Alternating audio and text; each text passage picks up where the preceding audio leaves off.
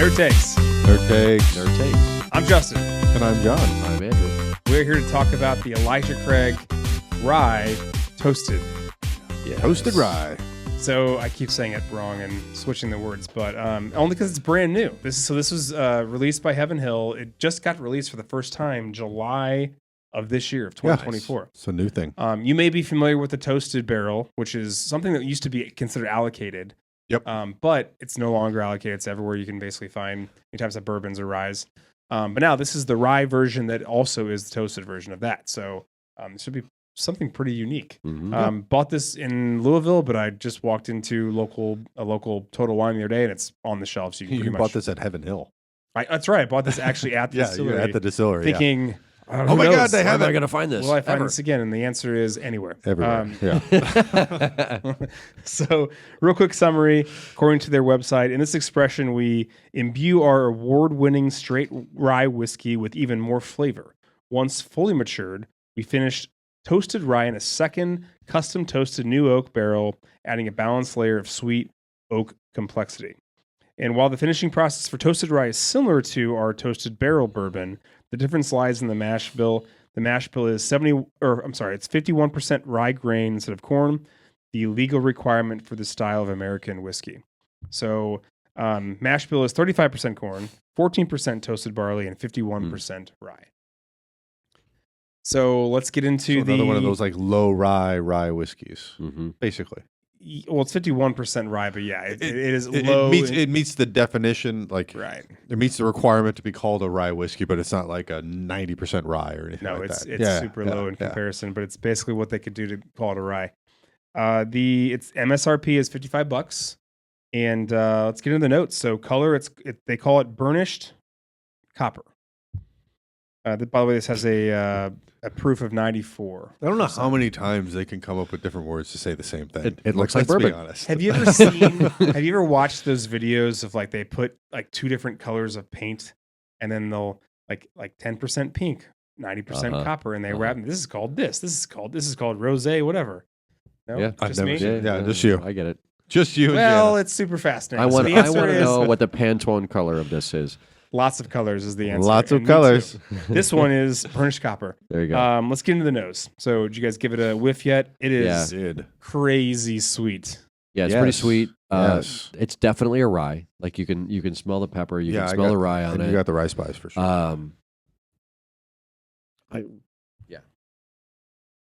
I mean, I read the answers, but I will say one thing I was going to already say, which is it's creme brulee.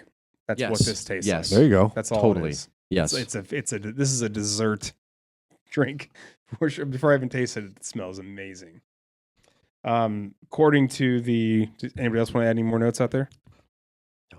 Creme brulee, that's it. They also say toasted oak, almonds, and hazelnuts, which again, that's all kind of pretty much spot on. What about palate? Yeah, the almonds I can see on that one. Yeah. Like a little bit of the nuttiness.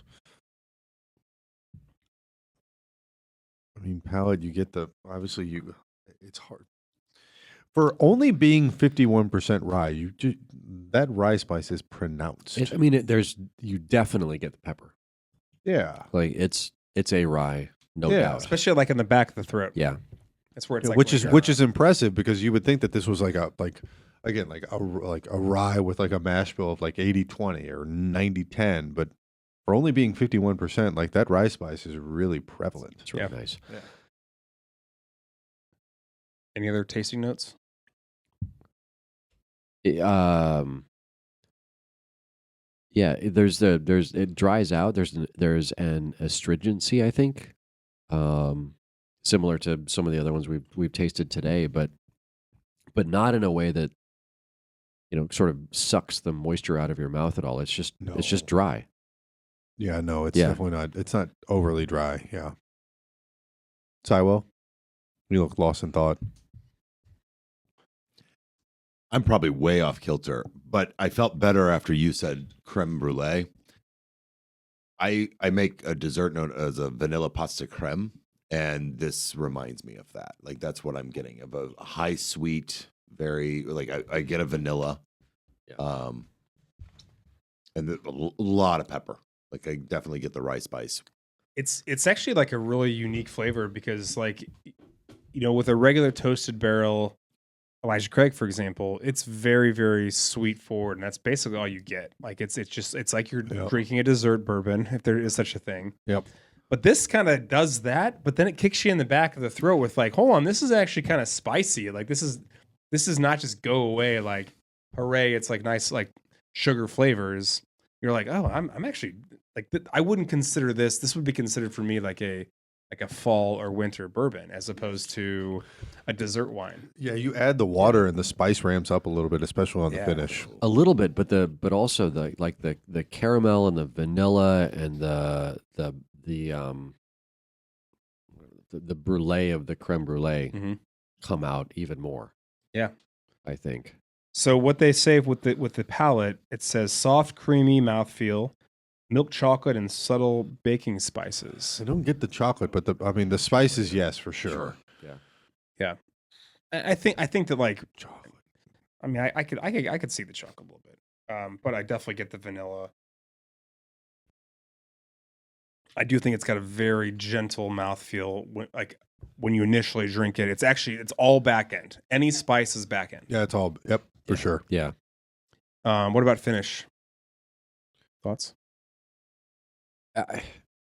It doesn't linger forever, but it's a nice finish. It doesn't dry out and go away in no time like some of the other ones we tried over time. But yeah, I mean it's a for 94 proof. I'm shocked at how long it's sticking in the back of my throat a little bit, and even just going down. I'm like, this 94 proof bourbons they're not my jam. Because generally they're gone so quick. I'm just drinking more than I probably need to. You probably should, yeah. Because I want that flavor, right? And so I'm always trying to. That's what you do. You're yearning for that, and like that's why the reason why the bourbons that are super expensive are what they are because they stick around for so long. You have to drink less to enjoy that long, complex flavor. Yep. This has kind of a pretty decent long finish for a relatively low proof bourbon. Like it's. Plus, again, you throw in that sweetness of it. It's a really kind of a fun little balance of both.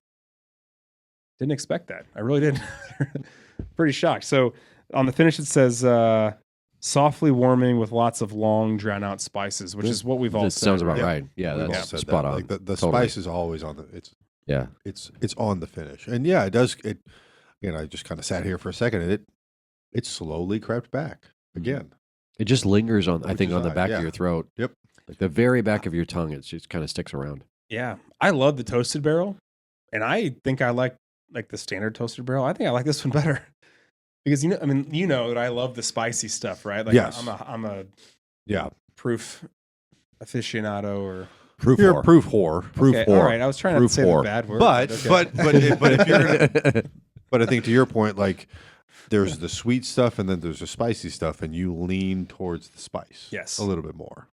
But this has both somehow. It's a very unique combination. It does. It really does. Kind of dig it. It's kind of weird. Well, let's give it a rating real quick. Andrew, you get to go first because you're the guest. Straight up 8. Like Stormtrooper Luke, I really like this. It's not the best bourbon I've ever tried, but it's really good. And for what, $55? Yeah. Yeah, it's a good value for money. It's just it's a really nice, if you like rye. And even if you don't like rye and you're curious,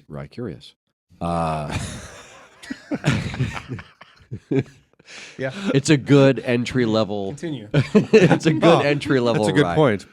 Interesting. No, I agree with you, and I'm going to say I don't get to say this very often, and I'm going to say Schweddy Luke, and I think that's a pretty freaking solid score for my normal palate and what I'm usually drinking at home. This is going to hop into the rotation like pretty quick. Yeah, definitely. And if I can get this for $55 and just walk into a store whenever I want, like, yes, please. Mm-hmm. So I'd love to try this on a Manhattan, honestly. Oh, yeah, this would be That'd be good. amazing. Banging That on a could be Manhattan. your new freezer Might batch. be my next freezer. Yeah. Yeah. Well, what's so funny, though, is like you can actually, I would be interested to try this side by side with a Manhattan versus an old fashioned. Because the old fashioned, like the spiciness or the sweetness would complement that super well, and then the spiciness would complement the Manhattan very well. Yeah, I don't know which one would win. That'd be too versatile. Really fascinating, Solid. right? Yeah, It's too versatile. Too versatile. Too versatile. That being said, I'm gonna go Empire Luke. Okay. Okay. 6.5. That's Again, rye is not generally jam. my jam, but again, I can appreciate the complexity and yeah, kind of like the hybrid nature of this, where it's got some of the sweetness, but it's also got some of the spice, and like yeah, you can see this in a multitude. Like this is a mixologist's dream. Yeah. Of, like it's a very this can be a very this It's is a a very great base layer. versatile. Yeah. It's a versatile alcohol. 100%. Producer Justin. I'm with Andrew. Straight 8. This is one of those that will sneak up on me. I'll start sipping it early in the night. I'll be chatting, talking to people, and whoops, I've had too much way too fast. Like, oh shit, the bottle's gone. Yeah, exactly. But at least it's 94 proof. yeah, And not it'll sneak up. 120. And I was probably closer to a 7, just based on taste alone. But I'm price conscious, so $55. I'm like, well, then hell yeah, sign me up. I'm gonna go buy one ASAP. Mhm. Yeah. I mean, this is a surprisingly delicious like addition to the Elijah Craig line. I think this is pretty well done for that. And I was actually thinking about this, and I'm waiting for the day because you know what's coming. The barrel proof rye. You know it's Yeah. like, Oh, it's sure. it's coming Sure. now. Yeah.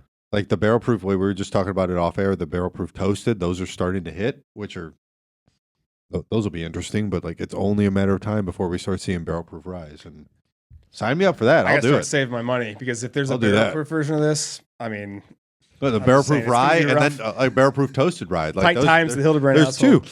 There's two right there. Better rethink college options for the kids. Right. Yeah, right. Got to divert money from the 529. That's right. Well, gotta do what you gotta do. You know, live in the moment. All right. Well, Elijah Craig, barrel proof toasted rye. Not a barrel proof. It's just toasted rye. Just to come. And this is the actual Elijah Craig toasted rye. Try it out. You can find it at local stores, and I think it'll be. You'll be It's everywhere. shockingly surprised at how good it is. So, all right. That's it. That's the review. Thanks, guys. Third takes. Here it takes. Your takes.